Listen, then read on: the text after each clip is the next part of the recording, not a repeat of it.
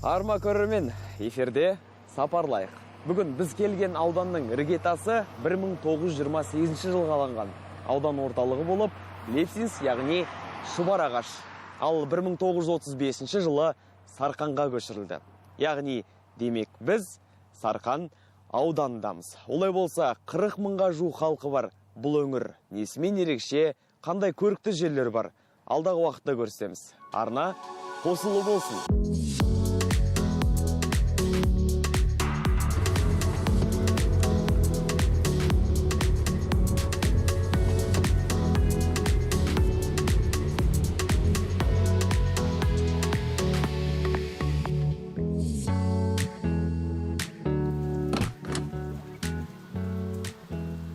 Біздің бұл ауданға келгендегі алғашқы нүктеміз ол Жоңғар Алатауы мемлекеттік ұлттық табиғи паркі. Жалпы аумағы 356.022 гектарға созылып жатқан аталмыш парк білдей бір 3 ауданды қамтиды. Бүгін Сарқан ауданындағы басқармасына келіп отырмыз. Жалпы туристер, демалушылар саны қанша, бір күндік төлейтін қаражаттары, тамақтануы, жатын орындары, сонымен қатар осы парктың флорасы мен фаунасын жақынырақ білейік. Дәл қазір осы парктың басқармасына арнайы келдік.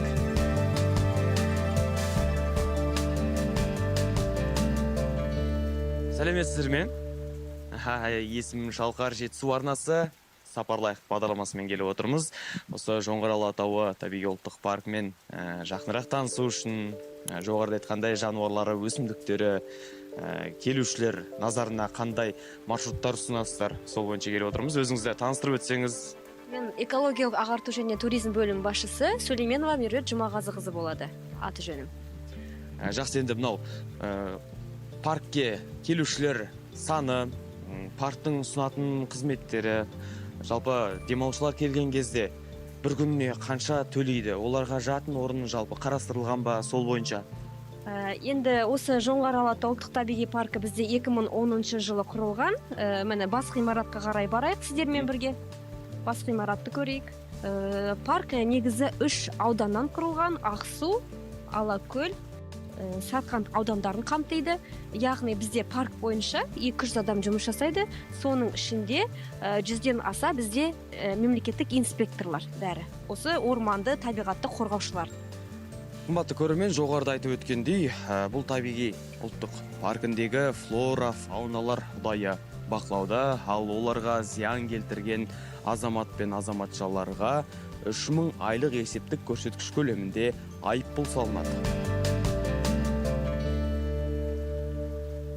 Жоңғар Алатауы Қазақстанның шығыс бөлігінде орналасқан, ұзындығы 450, ал ені 100-200 шақырым. Жоңғар Алатауын батыста Көксу өзені, шығыста Буратал өзені кесіп өтеді. Бұл екі бөлік солтүстік және оңтүстік Жоңғар Алатауы деп аталатын ең үлкен тау жотасын құрайды. Парк аумағында мекендейтін жануарлардың 8 түрі, ал өсімдіктердің 26 түрі қызыл кітапқа енген. Бір қызығы, парк ашылғанда небәрі 8 қар барысы тіркелсе, қазір олардың саны 40-қа жуық. Сол сияқты Қазақстанның қызыл кітабына енген марал, аю, сілеусін сынды түз тағылар да көбейген.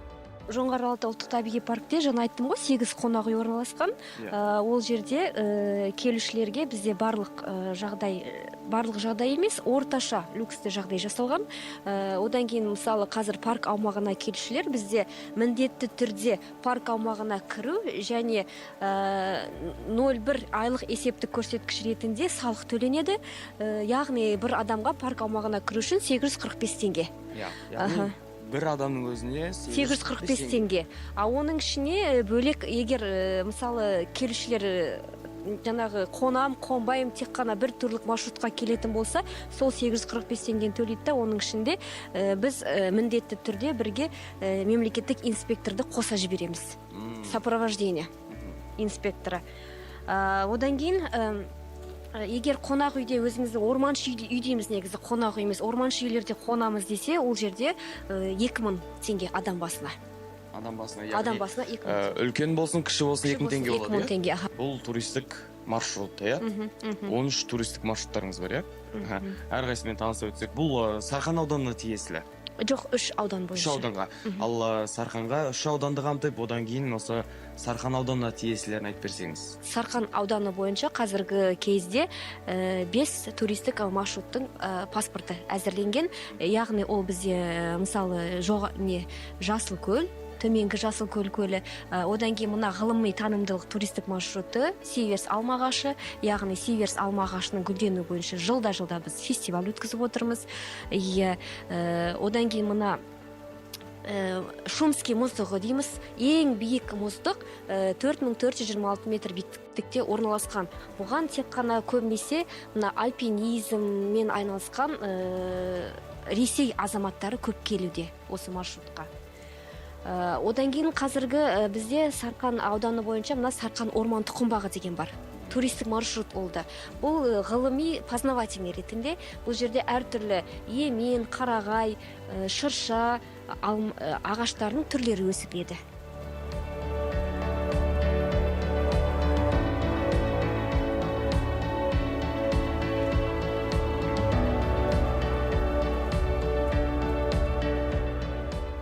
Бұл жерде бізде кішігірім табиғат мұражайы орналасқан.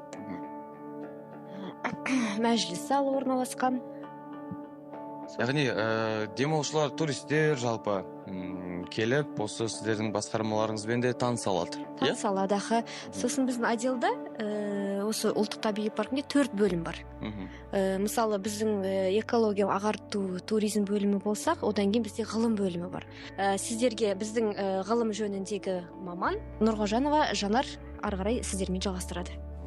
Сәлеметсіз бе? Тағы бір таныстырып өтейік. Жетісу арнасы сапарлайық бағдарламасы, есімім Шалқар болады. Өзіңіз таныстырып өтсеңіз. Мен ғылыми бөлімінің аға ғылыми қызметкері Нұрғожанова Жанар Сәбитовна болам. Жалпы осы мемлекеттік табиғи ұлттық паркіндегі флора, фауна, оларды қорғау бойынша қандай шаралар атқарасыздар? Сол бойынша айтып берсеңіз. Енді біздің парктың аумағы өте үлкен болып, және биоалуан түрлігі өте бай болып табылады. Мысалы үшін біздің паркте жаңағы 70-ден аса сүтқоректілер мекендейді. Сонымен қатар 170-ден аса жаңағы құстар мекендейді, 800-ден аса жәндіктер мекендейді. Және өте бай флорасы бар. Мысалы үшін 845 түрлі өсімдіктер бар. Мысалы үшін біздің жаңағы мұражайымыз, мына жерде қызыл кітапқа енген өсімдіктердің жаңағы фотографияларын қойғанбыз. Енді бұл жерде әлі зерттейтін тылсым сырлар өте көп. Қазіргі күнге дейін, әлі күнге дейін жаңағы басқа түрлер, танымайтын түрлерімізді тауып, сондай жаңалықтар болып жатыр біздің жаңағы жұмыстардың барысында. Сол жаңалықтармен жалпы келушілер назарына сол жаңалықтарыңызды ұсынып отыратын шығарсыздар, иә? Иә, біз көбінесе жаңалықтарымызды жаңағы әртүрлі мақалалар жазып, публикациялар дейді ғой, ғылыми танымдық мақалалар жазып жариялап отырамыз. Қонақтар жалпы осы өсімдіктерден бөлек жануарларды алыстан болсын байқап көруге мүмкіндік ала ма? Әрине, біздің жаңағы маршруттардың бойымен жүрген кезде кездестіруге болады. Мәселен? Енді жаңағы маралдарды көруге болады, әртүрлі құстарды көруге болады. Енді қар барысын көреді деп айта алмаймын, ол өте сақ жануар. Сонымен қатар алыстан аюды көріп қалуға болады. Жануарлар сақ болғандықтан әрине адам келе жатқан кезде кішкене қашып кетуі, енді олардың өздерінің несі ғой, тіршілік факторлары. Сол себептен бірақ та фототұзаққа түскен видеоларын, фотоларын еркін көруге болады. Біз Инстаграм желісіне де бәріне де әрқашанда жариялап отырамыз оны. Жақсы, рахмет. Осы парктегі жануарлардың, өсімдіктердің жалпы тіршілік иелерімен жақынырақ таныстырғаныңызға өз алғысымызды білдіреміз.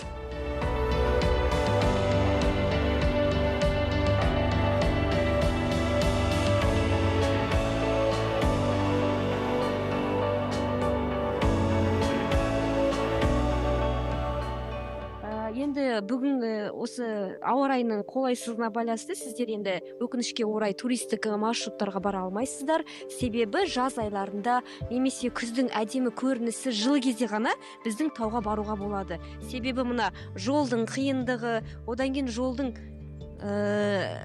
жолдың нашарлығы осы біздің өзіміздің ауданымыздың туристік әлеуетін дамытуға үлкен кері әсерін тигізеді. Енді осы орайда сұрап өтсем, жалпы келушілер, демалушылар жеңіл көлікпен болмаса баратын орынға өздерінің көліктерімен жете алмаған жағдайда сіздерден болатын шығар, иә, көлік? Бізде таблеткалар бар, одан кейін бір мини автобусымыз бар. Автобусымыз тек қана баратын тас жолмен барып, қалған қиыршық жолмен біз ол кісілерге Нива немесе таблетка, жеке көлік ретінде джипта ұсынылып, оларды турларын ұйымдастыра аламыз. Ол теңгемен әлде? Бізде теңгемен, мысалы Ниваны алатын болса, сағатына 3000 теңге. Мысалы келген турист келетін болса, ол неше сағат қалады, соның бәрін есептеп, алдын ала ұйымдастырып, сағат бойынша, тариф бойынша қызмет ақы аламыз. Қымбатты көрермен, өздеріңіз көріп тұрғандай, бүгін түсірілім кезінде жаңбырда жауып, сәл желде тұр, сондықтан да күн суық, сондықтан да бас киім киюге тура келді. Ал біз жаурамай келесі нысанға жол тартайық.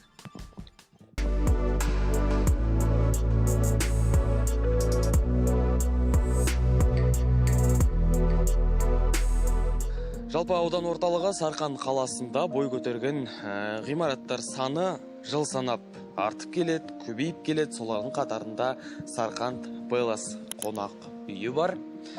Дәл қазір ішіне кіріп, жалпы келушілер назарына қанша комната ұсынылған екен, қанша бөлме ұсынылған, сонымен қатар олардың бағалары қанша, жақында таныс болайық, білейік. Өздеріңіз мінекей көргендей-ақ жаңа екені бірден көрініп тұр. Таза. Қазір бағасын білеміз. Әр бөлмені сіздерге көрсетіп шығамыз. Бөлмелерге келетін болсақ, 2 қабатта 33 бөлме орналасқан. Бір орынды 10.000 теңге, яғни бір күнге. 2 орын 12.000, жартылай люкс 25.000 теңге, ал люкс 35.000 теңге. Және де, құрметті көрермен, осы бағаның ішіне жаттығатын зал және де таңғы ас кіреді. Сіздерге асханасын көрсетейін. Сарқан Пеласта таңғы асқа шай, одан кейін шұжық, май, печенье, нан, бал, кофе, қалағаныңызша шай, сүтмен. Енді үспен шай ішейік, ас болсын. Енді қарапайым таңғы ас болғанмен де үстеліміз гүлдей жайнап тұрғаны рас. Енді осындай өздеріңіз көрдіңіздер, бағана Жоңғар Алатауында сәл жаурап қалғанымыз бар. Сондықтан да ыстықтай шай ішіп, жылынып алайық, ауқаттанып алайық. Біздерге ас болсын. Тағы бір мәрте айтып өтем, жалпы кез келген бөлмеде қонсаңызда, сол бөлменің теңгесінің ішіне таңғы ас кіреді.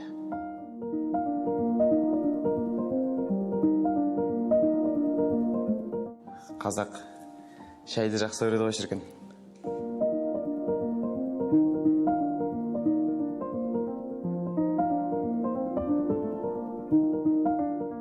Өте дәмді ас болсын. Бізде түсірім топпен отырып таңға асымызды ішіп алайық. Алғашқы бөлме ол 2 орынды жатын бөлмесі, яғни 12.000 теңгелік. Шатаспасам осы. Міне, кіргеннен біз тазалықты да байқап тұрмыз. Келген қонақтар, демалушыларға таза орамалдар, аяқ киімдер, және де шкаф, киім іліп қойғанға да болады.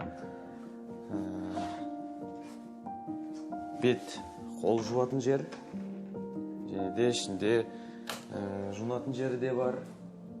Сабындары, барлығы қамтамасыз етілген екен. енді қонақ үйге келгеннен кейін, жатын орындар болғаннан кейін, оның жұмсақтығы маңызды. Біз де көрейік. Жұмсақ демалуға өте ыңғайлы десек те болады. Теледидар да бар, және де Wi-Fi да қарастырылған. Өзім айтқандай-ақ, қонақ үй 2 қабаттан тұрады. Бірінші қабатта 2 орынды бөлме болды, ал дәл қазіргі біздің кіретініміз ол 1 бөлмелі, яғни бағасы 10.000 теңге. 10.000 теңгеге тұрарлық па, көрейік. Барлығынікі бірдей. Жуынатын жерлері, су сабындары, душ келі, және де жеке душы да бар. Ыстық су, суық су, барлығы бар, себебі өздеріңіз көргендей жылытқыш, яғни бойлер орнатылған.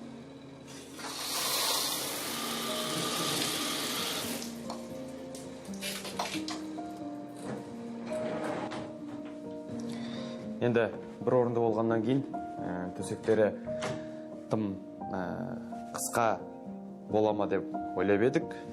Жоқ, керісінше жалпақ, таза. Енді жалпы алғанда басқа қонақ үйлермен салыстырғанда 10.000 теңгеге тұрарлықтай деп айтуға болады. Себебі өзіміз айтқандай, сол 10.000 теңгенің ішіне таңғы ас және де жаттығу залы да кіреді. Жаттығу зал демекші, сіздерге дәл қазір жаттығу залын көрсетейін. Қандай жақта жаттығуға арналған құрылғылар бар екен. Жалпы бір қызығатын негізі жаңаның аты жаңа ғой. Мынау ескірген ғимараттарды жалпы жаңартса, жаңғыртса, нұр үстіне нұр болар еді. Яғни бұл енді спортқа жақын ұлдар, қыздар өте жақсы біледі. Пресс қат айтқанға жүгіретін, яғни беговая дорожка дейміз ғой. Беговая дорожка да бар. Енді егерде қосылса, жүгіріп те көрсек болады.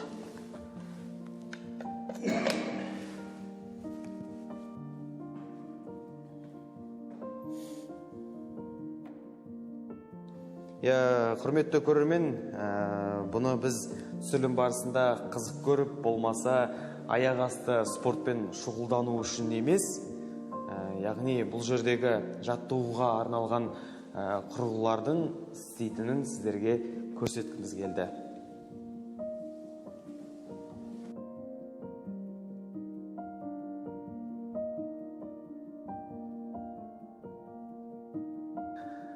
Келесі біздегі бөлме ол жартылай люкс. Жартылай люкс десе, жартылай люкс екен. Бағанаға біз көрсеткен 1 орынды, 2 орынды бөлмелерден қарағанда комфорт дейміз ғой. Комфорт бірден сезіледі.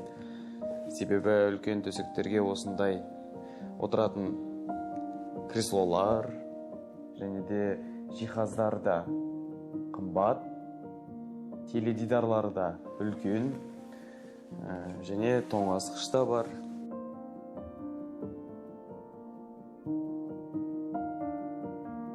Құрметті көрермен, расымен де люкс екен.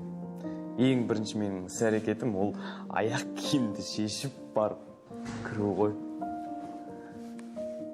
Енді бір көргенде бұл бөлмеде іскер адамдардың отыруын елестетеді екенсің. Неге? Себебі осындай ағаш орындықтарға отырып, шәйлерін ішіп отырып, құжаттарға қол қоятын. Және де мекеме осы қызметшілерінің айтуынша, солардың ақпарынша, енді қазақ тойдан арылмаған халық қой. көбінесе бұл жерге бас құдалар келеді дейді. Енді әзілмен сүйене айтқан шындық болар. Жартылай люкс пен люкстің айырмашылығы, тағы бір айырмашылығы, ол теледидарында өздеріңіз байқағандай люкстікі өте үлкен екен. Олай болса өзіміздің арна жетісуды көрейік. Дәл қазір Шыңғысхан туралы деректі фильм өтіп жатыр екен. Жетісу арнасы қосылу болсын дейміз ғой, әрбір біздің көрерменге. Неге қымбатты көрермен, Сарқан Пелес қонақ үйі осындай болды. Бағасымен де таныс болдыңыздар. Тамақтары да дәмді. Таңғы астың өзі қандай ерекше. Олай болса біз әрмен қарай жалғастырамыз. Келесі біздің баратын жеріміз ол жаңадан ашылған ғимарат екен. Сондықтан арна қосылу болсын. Сарқан қаласының орталығындамыз. Мұхтар Әуезов көшесі 54 мекен жайында пицца Сарқан дәмханасы орналасқан. Бұл жерде басым көпшілігі фастфуд тамақтар. Олай болса дәмін көрейік, бағасын білейік. Негізі фастфудтың ең тиімділігі өте тез дайын болады. Қазіргі уақытта жастар көп тұтынатын тағамдардың бірі. Сәлеметсіз бе? Жетісу арнасынан сапарлайық бағдарламасы. Жалпы осы пицца Сарқан дәмханасының тағамдарымен таныссақ. Келушілеріміз өте көп, фастфудымыз дәмді, елдердің халықтың бәрі риза. Жақсы, енді пицца Сарқан болғаннан кейін пиццадан бір тапсырыс берейік. Көбіне пиццаның қай түрі өтімді сіздерде? Бізде қазір өтімдісі бәрі жақсы өтеді. Ең жақсы өтетін балалар, қазір бұл фастфудты көбінше балалар, жастар келеді. Иә, жастар көп. Жастар мына чужықпен жеген жақсы көреді. Чужық біздікі адал. Барлығына түсінікті болу үшін колбасамен. Колбаса дейді ғой, енді қазақша чужық дейді ғой енді.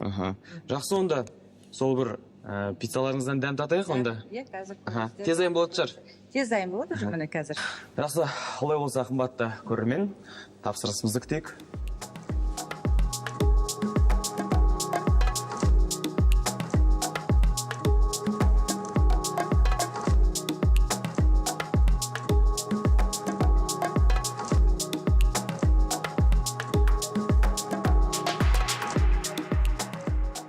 Міне, тапсырысымыз келді. Бисмилла деп дәмін көрейік.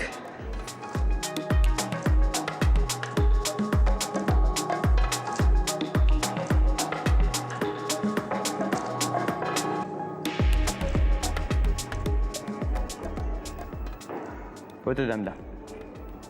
Ас болсын. Тиімді баға, дәмді тағам болды. Жалпы осы Сарқанға аялдаған демалушылар, туристерге бірден-бір осы пицца Сарқанды ұсына аламыз. Себебі тамақтары, жалпы фастфуд тағамы өте дәмді болды. Шыны керек, кейбір жерлерге барған кезде наны қатты, бір жерде тұз ащы болса, бұл дәмханада барлығы да өз нормасында өте дәмді болды.